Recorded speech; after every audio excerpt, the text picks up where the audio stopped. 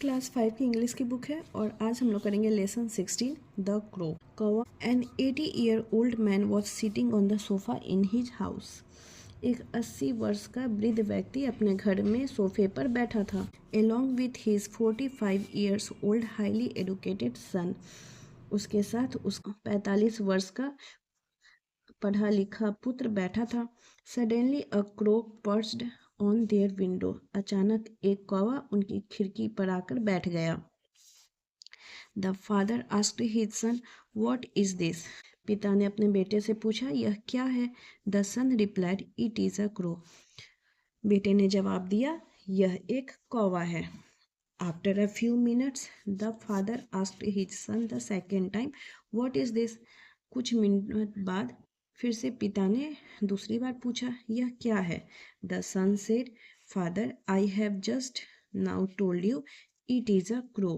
बेटे ने कहा, पिताजी मैं अभी अभी बता चुका हूँ, यह एक कौवा है। After a little while the old father again asked his son the third time, what is this? थोड़ी देर बाद बूढ़े पिता ने तीसरी बार फिर पूछा, यह क्या है? At this time, some expression of irritation was felt in son's tone when he said to his father with a rebuff, "It is a crow, a crow." इस बार बेटे की आवाज में चिड़चिड़ापन साफ महसूस हुई। उसने झिड़कते हुए कहा, यह एक कौवा है, कौवा। A little later, the father asked his son the fourth time, "What is this?" थोड़ी देर बाद पिता ने चौथी बार से पूछा, यह क्या है? This time the son shouted at his father, why do you keep asking me same question again and again? इस बार बेटे ने अपने पिता पर चिल्ला पड़ा, आप मुझसे बार बार वही सवाल क्यों पूछ रहे हैं? I have told you so many times that it is a crow. मैं आपको कितनी बार बता चुका हूँ कि यह एक कौवा है। Are you not able to understand this? क्या आप यह समझ नहीं पा रहे हैं? A little later, the father went to his room and came back with an old tattered diary. कुछ समय बाद पिता अपने कमरे में गए और एक पुरानी फटी सी डायरी लेकर लौटे। He had maintained it since his son was born. उन्होंने यह डायरी अपने बेटे के जन्म से ही संभाल रखी थी। On opening a page, he asked his son to read that page. Diary का एक पन्ना खोलकर उन्होंने बेटे से उसे पढ़ने को कहा। When the son read it, the following words were written in the diary. जब बेटे ने पढ़ा तो उसमें यह लिखा था, Today my little son asked me 23 times what it was, and I replied to him all 23 times that it was a crow. आज मेरे छोटे बेटे ने मुझसे 23 बार पूछा कि यह क्या है और मैंने उसे 23 बार प्यार से बताया कि यह एक कौवा है। I hugged him lovingly each time he asked me the same question again and again for 23 times. हर बार जब उसने यह वही सवाल दोहराया, मैं उसे प्यार से गले लगाया। I didn't at all feel irritated. मुझे जरा भी गुस्सा नहीं आया। आई rather feel affection for my innocent child. बल्कि अपने मासूम बच्चे के लिए मुझे प्रेम और स्नेह का महसूस हुआ। While the little child asked him 23 times, what is this? The father had felt no irritation in replying to the same question all the 23 times. जब छोटा बच्चा 23 बार यह क्या है पूछता रहा तो पिता को उत्तर देने समय कोई चिड़चिड़ाहट नहीं हुई। ठीक है।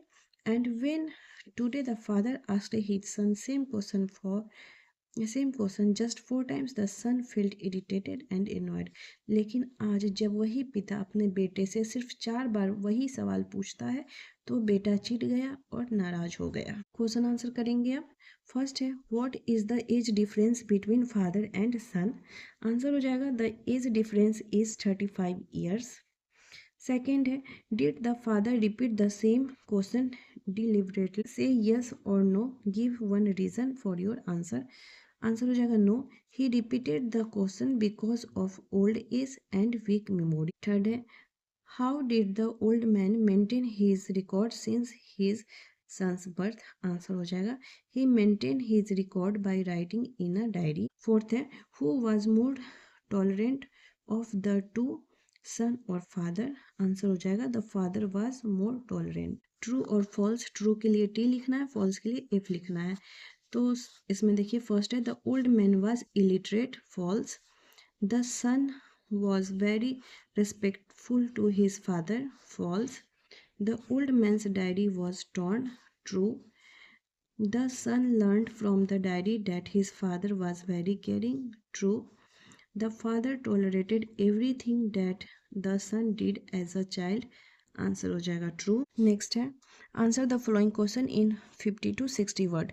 फर्स्ट क्वेश्चन है what made the old man bring his old diary and ask his son to read out a particular page.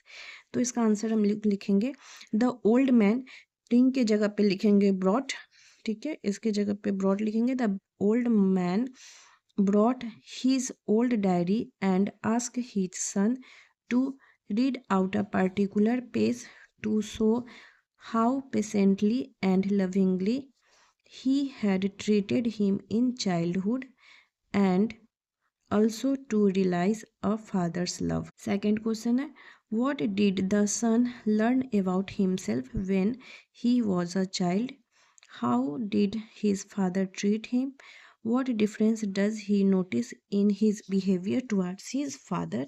How, according to you, may he have felt after this? तो इसका answer यहाँ से लिखेंगे The son learned that his father was very loving and patient when he was a child. He noticed that he himself became angry very quickly. After this, he must have felt sorry and ashamed. देखिए third question है is it right to consider your old parents as a burden, justify your answer. तो इसका answer यहाँ से होगा no it is not right. Our parents take care of us when we are young, full stop. उसके बाद लिखेंगे when they become old it is our duty to love, respect and care for them. Fourth है think of another suitable title for the story. तो another title क्या होगा a father's love. अब D में है let's increase word power. यहाँ पे कुछ words दिए गए हैं, इनका मीनिंग जो है पैराग्राफ से खोज के लिखना था. तो ए में है unexpectedly, तो सडनली इसका मतलब होता है. बी में है मैनर ऑफ एक्सप्रेशन, मतलब टोन. नॉट डिफरेंट या आइडेंटिकल, सेम. रिपीटली मतलब again and again. A large comfortable seat with back and arms, sofa. Feeling of love, affection. अब देखिए यहाँ पे कुछ वर्ड्स दिए गए हैं जिसमें वाउल मिसिंग है, उसको पूरा करना है. तो एजुकेशन यहाँ लिखना है. तो यहाँ UEDUCATION. मेंटेन में हो जाएगा MAINTAIN, मेंटेन. विंडो में हो जाएगा WINDOW. इरिटेट में हो जाएगा IRRITATE. इसमें हो जाएगा एक्सप्रेशन EXPRESSION. नेक्स्ट है D3 fill in the blanks है, कुछ वर्ड्स दिए गए हैं उनको फिल करना है. Our parents have cared for us since our childhood. They have loved us selflessly. They have worked hard to make us happy. It is our duty to keep them happy. We should be obedient and kind to them. Even में direct और indirect speech का कुछ example book से story से ढूंढ के यहाँ लिखना था, तो लिख लेते हैं. फर्स्ट नंबर में लिखिए डायरेक्ट स्पीच. डायरेक्ट स्पीच के आगे ऐसे डैश दे के लिखेंगे the father asked what is this. Second में डायरेक्ट स्पीच का example the son replied it is a crow. Indirect speech का एग्जाम्पल अब लेंगे the father asked his son what it was. Indirect speech का the son replied that it was a crow. Next है fill in the blanks. इसे पढ़ना है और इसमें क्या होगा, टीचर अपना पढ़ेंगे और बच्चे सुन के बताएंगे कि वहाँ आगे क्या लिखना है। तो देखिए, a mother went for shopping with her 6-year-old daughter, यहाँ पे डॉटर लिखेंगे। उसके बाद there they meet there they met an old poor man who tried to persuade them to buy something from him. The little girl said, Mummy, let's give that poor man some money. We are in a hurry, replied the mother. And besides, it is not our problem. He hastened past the poor man, pulling her little girl along. She went on to purchase many dresses, though she had enough of them. At night, with her mother by her side, the young girl prayed, Dear God, I thank you for all you have done for me. यहाँ पे comma देके for mummy and daddy. She further added, Dear God, forgive mummy who refused to help the poor man, saying that it was not her problem. The mother felt greatly ashamed of herself when she heard this. इसी के साथ ये unit भी complete हो गया।